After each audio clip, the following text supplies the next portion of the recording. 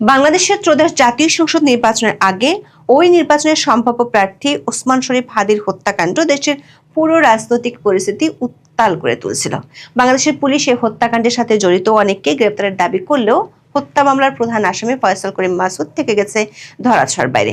মাঝে এই ফয়সাল করিম মাসুদের অবস্থান নিয়ে বিগত অন্তর্বর্তী সরকারের পক্ষের লোকজনের মধ্যে নানা ধরনের বক্তব্য পাওয়া গেছে। একটি পক্ষ দাবি করছিল ফয়সাল বাংলাদেশে ছিল, আরেকটি পক্ষের দাবি ছিল ফয়সাল ও তার সহযোগী ভারতে পালিয়ে গেছে। আবার ফয়সাল নিজে ভিডিও বার্তা দিয়ে দুবাইতে অবস্থান করার কথা জানিয়েছিল। শেষ পর্যন্ত পশ্চিমবঙ্গ পুলিশের স্পেশাল টাস্কফোর্স বা এসটিএফ বলছে ইনকলাব মঞ্চের আহ্বায়ক ওসমান হাদি হত্যাকাণ্ডের প্রধান আসামি ফয়সাল করিম মাসুদ ও তার সহযোগী আলমগীর হোসেনকে গ্রেপ্তার করেছে তারা। শনিবার দিবাগত রাতে বাংলাদেশ সীমান্তবর্তী পশ্চিমবঙ্গের বনগাঁ এলাকায় অভিযান চালিয়ে তাদের গ্রেপ্তার করা হয়েছে। রোববার তাদেরকে আদালতে হাজির করা হলে পরে আদালত তাদের 14 দিনের জন্য পুলিশ রিমান্ডে পাঠানোর নির্দেশ দিয়েছেন। এসটিএফ বলছে বেশ নাটকীয় কায়দায় ধরা হয়েছে এই দুজনকে। এমনকি তারা আবার বাংলাদেশে ফিরে যাওয়ার উদ্দেশ্যে পশ্চিমবঙ্গের বনগাঁ সীমান্ত এলাকায় আশ্রয় নেওয়ার চেষ্টা করছিলেন, যে কোনো সময় ঢুকে যেত বাংলাদেশে। তবে অভিযুক্ত এই দুজনকে বাংলাদেশে ফেরানো নিয়ে বাংলাদেশের পুলিশের পক্ষ থেকে দুই রকম বার্তা পাওয়া গেছে। অন্যদিকে সহসাই এই দুজনকে বাংলাদেশে ফেরত পাঠানোর সম্ভাবনা কম বলেই জানা গেছে। বিশেষ করে ভারতে আইনি প্রক্রিয়া শেষ করে ফেরত পাঠাতে বেশ লম্বা সময় লেগে যেতে পারে, এমন ধারণা ভারতীয় আইনবিদদের। বিস্তারিত জানতে চলুন যাওয়া যাক বিশ্লেষণে।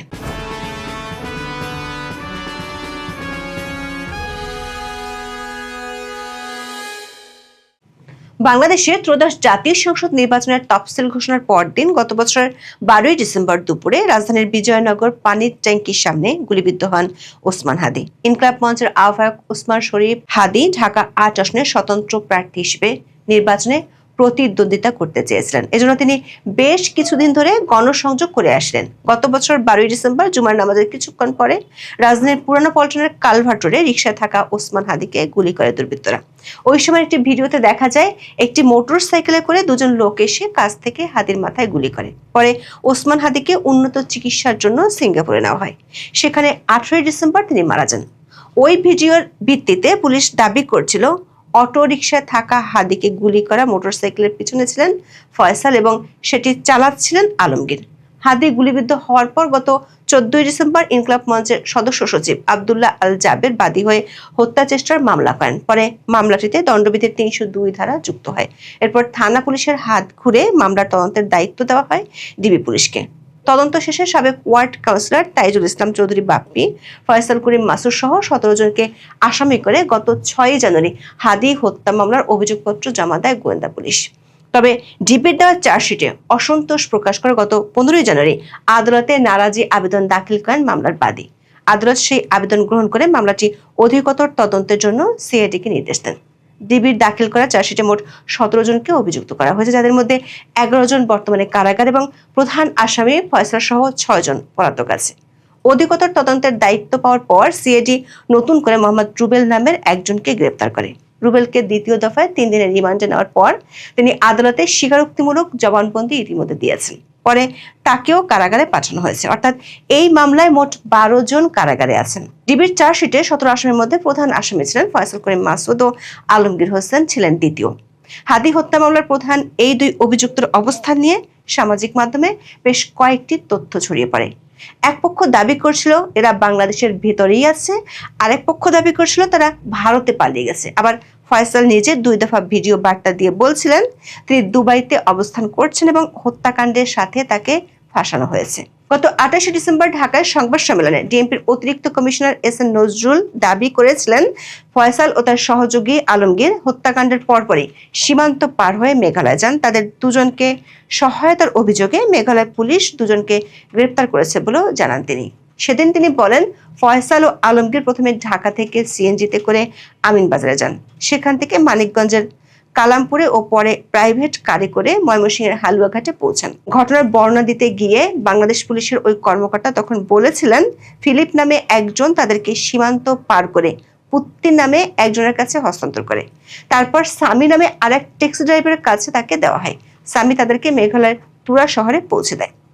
পুলিশ কর্মকর্তা নজরুল সেদিন বলেছিলেন অনানুষ্ঠানিক চ্যানেলে তারা মেঘালয় পুলিশের সঙ্গে যোগাযোগ করে জানতে পেরেছিলেন সেখানে তারা পুত্তি ও সামিকে গ্রেপ্তার করেছে। তবে এই সংবাদ সম্মেলনের ঘণ্টা 2 পরেই ফয়সালের ভারতে অবস্থান করা এবং দুজনকে গ্রেপ্তারের কথা অস্বীকার করে বিএসএফ ও মেঘালয় পুলিশ। মেঘালয় পুলিশ সদর দপ্তরের এক কর্মকর্তার বরাতে সেদিন হিন্দুস্তান টাইমসের প্রতিবেদনে বলা হয়েছিল, বাংলাদেশ পুলিশের পক্ষ থেকে আনুষ্ঠানিক বা অনানুষ্ঠানিক কোনো যোগাযোগ করা হয়নি। প্রতিবেদনে উল্লেখিত অভিযুক্তদের কাউকে গারো পাহাড়ে খুঁজে পাওয়া যায়নি এবং কোনো গ্রেপ্তারও করা হয়নি। হাদি হত্যায় অভিযুক্ত ফয়সাল ও আলমগীরের সীমান্ত পার হওয়া বা এ ঘটনায় পুত্তি ও স্বামী নামে দুজনের ভূমিকার পক্ষে কোনো গোয়েন্দা তথ্য, সরেজমিনের যাচাই বা অভিযানগত কোনো প্রমাণ নেই বলেও প্রতিবেদনে বলা হয়। ওই সময় একাধিক ভিডিও বার্তা দেন ফয়সাল করিম। তিনি দুবাইয়ে অবস্থান করেছেন দাবি করে তিনি আরব আমিরাতের মাল্টিপল এন্ট্রি ভিসার ছবি ভিডিওতে দেখান। শেষ পর্যন্ত ভারত থেকে ফয়সালের গ্রেপ্তারের তথ্য পাওয়া গেল। রোববার ভারতের সংবাদ মাধ্যমে পশ্চিমবঙ্গ রাজ্য পুলিশের স্পেশাল টাস্কফোর্স বা এসটিএফ এর বিজ্ঞপ্তির বরাতে ফয়সাল ও আলমগীরকে গ্রেপ্তারের তথ্য দিল। ওই বিজ্ঞপ্তির বরাতে রোববার সন্ধ্যায় বার্তা সংস্থা ANI এর প্রতিবেদনে বলা হয়, শনিবার রাতে পশ্চিমবঙ্গের উত্তর 24 পরগনা জেলার বনগাঁ থেকে তাদের গ্রেপ্তার করা হয়। এসটিএফ বলছে, গোপন সংবাদের ভিত্তিতে এই অভিযানে নামে তারা।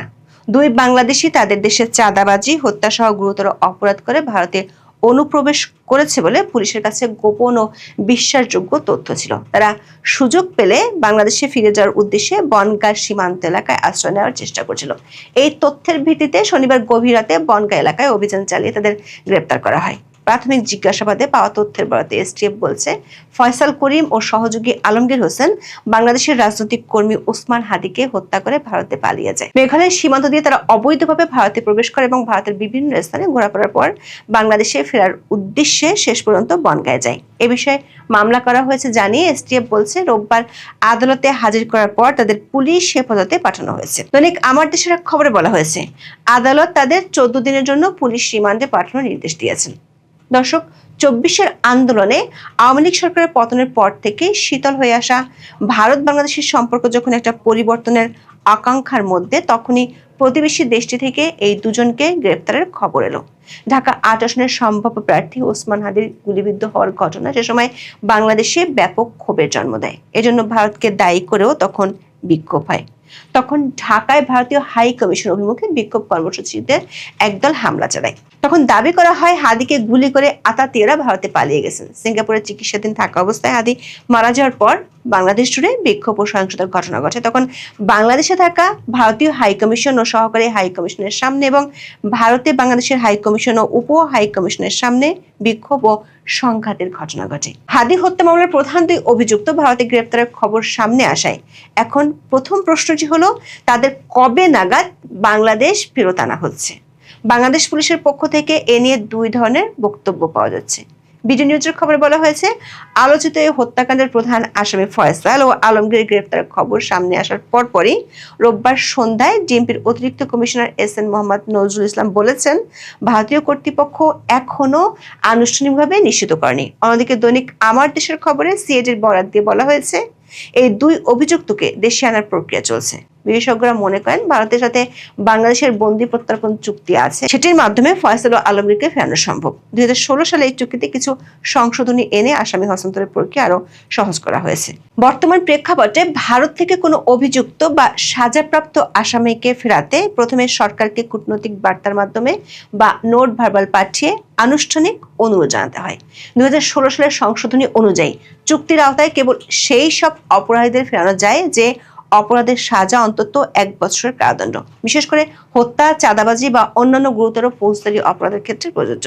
যদি অপরাধটি রাজনৈতিক চরিত্রের হয়, তবে ভারত চাইলে প্রত্যর্পণে অসম্মতি জানাতে পারে। এর জন্য যথাযথ প্রক্রিয়া 2 পক্ষের মধ্যে যোগাযোগ হতে হবে। তবে তার আগে ভারতে বেশ কিছু আইনি প্রক্রিয়া শেষ হতে হবে, কারণ এরই মধ্যে পশ্চিমবঙ্গের বিধাননগর আদালত এই দুজনকে জিজ্ঞাসাবাদের জন্য 14 দিনের রিমান্ড মঞ্জুর করেছেন। এই রিমান্ড শেষ হওয়ার পর তাদেরকে একই আদালতে উপস্থাপন করতে হবে। এই সময় বাংলাদেশি কর্তৃপক্ষ যদি তাদেরকে ফেরত চেয়ে আবেদন করে, তাহলে সেই আবেদনটিও বিধাননগরের আদালতে হাজির করতে হবে। সব মিলিয়ে এই প্রক্রিয়াটিতে বেশ একটা লম্বা সময় লেগে যেতে পারে বলে মনে করছেন পশ্চিমবঙ্গের একাধিক আইনজীবী। দর্শক, হাদি হত্যা মামলার 2 প্রধান অভিযুক্তের গ্রেপ্তারের খবরে আরেকটি বিষয় উঠে আসছে। সেটি হলো, হাদি হত্যার পিছনে কি এই 2 জনই জড়িত, নাকি এর বাইরে বিশেষ করে নির্দেশদাতা হিসেবে কেউ আছে? বিশেষ করে বাংলাদেশে নির্বাচনের আগে হাদি হত্যাকাণ্ড নিয়ে যেভাবে পরিবেশ